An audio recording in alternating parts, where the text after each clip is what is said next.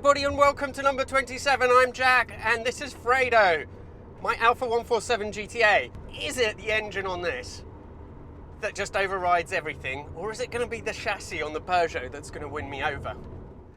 To be fair to the Peugeot, it is a generation behind the Alfa. I think the 306 first came out in the mid-90s and they stopped production 99 or 2000, which is roughly when this one took over. Unfortunately, I can't really compare to a 307 GTI because Peugeot got lazy and they simply didn't make one.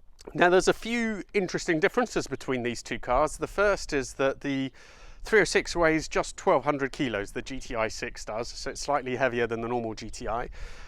This weighs about another, depending where you look, another 125, 130 kilos, so it's heavier. In terms of the engine, this has a 4-cylinder inline 4 and it puts out 167 horsepower, which for the time was actually really quite pacey. But it doesn't really compare to the Alfa's 3.2 litre V6, which puts out 250 horsepower. The other interesting thing, considering what a reputation this has for handling, is that it has trailing arms at the rear with a torsion beam, and it has struts at the front, so it is by no means a sophisticated suspension system, and yet they've been able to make it handle. The Alfa, on the other hand, well, this has struts at the front and a weird sort of multi-link strut arrangement at the back. Anyway, let's take them both out and see what I think.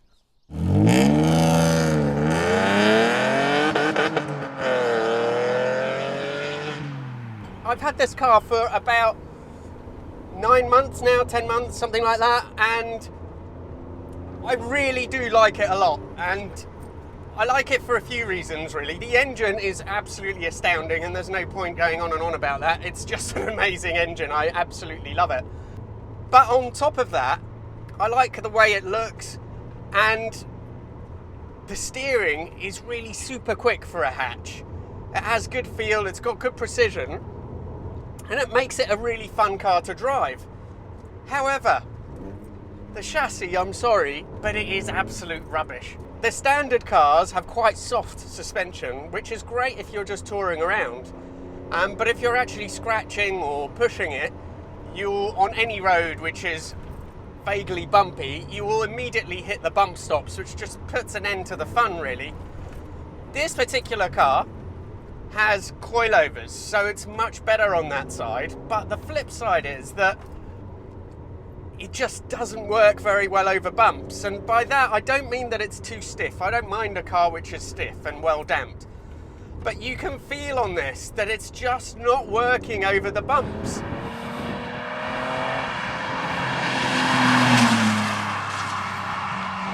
To sum up, Fredo is a compromise. In terms of reliability and so on, well, I'm comparing it against the Peugeot 306, so I'm not overly worried about that, but it has had a few niggles.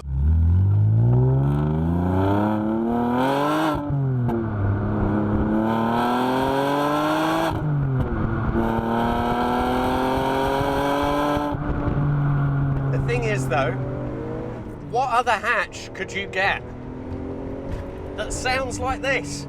All the modern stuff has just piped in sounds and it just cannot compete.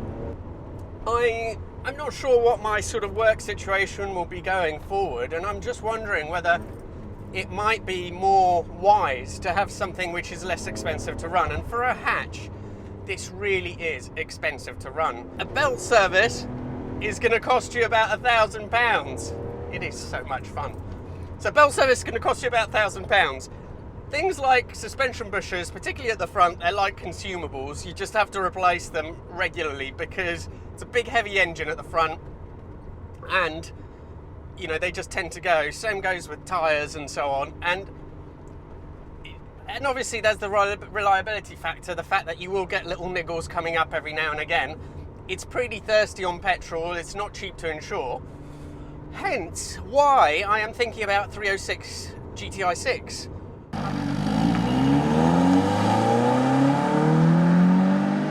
I didn't think I'd be saying flimsier than the Alfa, but I am. It definitely feels flimsier. You're sitting lower down and straight away you just feel much more connected, and the steering is just so nice on it.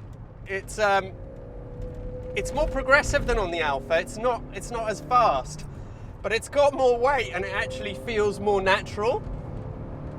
And this engine that I kind of expected to be the weak point in many ways, well, you can't compare it to the Alfa V6 because you just can't. It's never going to compare. But it's nice and smooth and revvy. It's actually quite a lot of fun, and it's quite nice that you have to work the car. With the Alfa, it's almost that you're working within its chassis parameters, whereas with this, you're kind of working to the engine's performance, if you know what I mean, because there isn't a surfeit of performance. It may only weigh 1,200 kilos and it may have 170 horsepower, but really doesn't feel, in terms of outright performance, it doesn't feel that quick. Definitely feels like the chassis is working much better. It actually soaks up the bumps. The brakes are really nice, progressive, good feel. Feel better than the Alfas, frankly. And even though mine has the bigger front discs, which were an option initially and then were standard, but it's really bizarre. It feels lower. The seats are more comfortable, they're softer, but the car actually feels heavier than the Alfa. I think it's because the steering, it's got a bit more weight to it, and essentially that means that the whole car feels heavier, although it isn't. Let's rev all the way to 7. And for a 4-cylinder, it's nice. The gear change is really nice and snappy. It's much nicer than on the GTA. Having said that, it is a bit worn, the linkage on mine, but I still think the GTA one is a bit notchier. This is just a more natural handling car. The Alfa's a load of fun, but this is just better. The chassis is definitely better on this. It doesn't have a limited slip diff at the front, but quite frankly, it doesn't really need it because it doesn't have all that excessive power. Now with the Alfa, it's not so much the power that I like, it's the sound and the way the engine feels. Now of course the interior is sort of quite basic, and again it makes the Alfa look quite nice. The materials are not great. I personally like the way the 306 looks. I think it's a great design. Now when I was at university, one of my roommates, who is now like a really famous and well-respected car journalist, well, he had a 306 XSI, and we used to argue till the cows came home about what was better, because at the time I was a real champion of Fiats and Alfas and so on, and he, quite rightly to be fair, said that Peugeots were definitely way above and better than any of that stuff. But I still remember at the time how he used to go into roundabouts and then lift off a little bit, and the back end used to come out. And you know, that is the thing about these 306s, is just the adjustability that they have.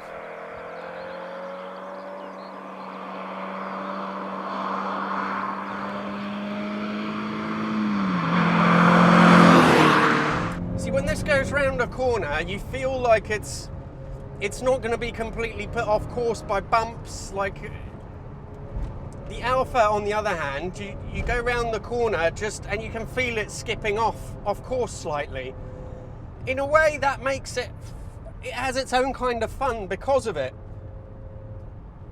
But you know, I have to be honest, I mean, this just feels like, if you're just talking about driving, this just feels like the better car. Trust me, both these cars were just so much fun. It's really hard to pick between them, and they're just at the opposite ends of the spectrum of what a performance car should do and how it goes about doing it. The Alfa's all about in your face, immediate gratification. The engine sounds amazing. The engine is amazing. It's fast. It's just, when you get in it, one of the most startling things is how much more agile this bigger and actually slightly, quite a bit heavier car feels than the Peugeot. And that is because it has much faster steering, which is also lighter, plus the suspension is just, it's a bit stiffer, so you get more immediate reactions. And it is a lot of fun, but it is also misleading. It's a sort of immediate rush that you get. It feels great, but actually the more you use it, and I've had this car for quite a long time, the more some of the negatives come and, you know, and just start to annoy you. And for me, it is absolutely without doubt the fact that the chassis is just so compromised. You either go with a standard suspension, which is really comfortable and bottoms out absolutely everywhere if you drive it fast on a bumpy road, or you go for these coilovers and it's just compromised. You know, it's definitely handles way better than a standard car, but it's just not there. Actually, the other big sin of this car is the torque steer. It just has too much power. I've got the limited slip diff at the front, but the torque steer is quite frustrating. It does mean that actually it has amazing grip out of corners, and it will just pull it round as you accelerate harder, but it does have torque steer, and that is distracting. The Peugeot, on the other hand, well, it just works better as an overall package. The engine I find pretty unremarkable. Yeah, it's all right. It likes to rev. It goes up to 7,000. It sounds okay for a 4-cylinder. Actually, from outside, we heard that it has more induction noise that you can't hear in the cabin. So it sounds a bit better from outside than inside. But it's just that the rest of the package works so much better. When you get into a corner, the adjustability of the 306 is just fantastic. You can, on that, you tighten the line by putting your foot down, but it's kind of a bit counterintuitive the way it does it. On this, you can let off the throttle a little bit and the back comes round just enough. It's a load of fun, plus the front end just feels so planted, so solid. It's just, it's a fantastic car. I really, really do like it. Am I gonna try and maybe sell the Alfa and get a 306? Well, first of all, engine or chassis, what's most important? Well, I think if you have an acceptable engine, as you do in this car, not remarkable, but acceptable and not horrible, then for me at least, the chassis is just more important. It gives you longer lasting rewards, I think. And although the ride and the way this handles bumps isn't great, it's still fun because of the way the agility in that steering, but this is just better. Does that mean that I'm going to buy a 306 GTI 6? Well, Alfa aficionados, don't worry just yet. I'm not sure. The thing is, I love this car. I love the way it looks. It's like a little boxing glove. It's a little brute. Some people think that they look terrible. I think they look great. But ultimately, I would quite like to have one of these. So let's just see how things pan out. But it's GTI 6 is very much on the horizon. Thank you all so much for watching. I really appreciate it. Please do subscribe to my Instagram, and more importantly, please do subscribe to the channel if you can bear watching my videos. Thank you very much and see you soon.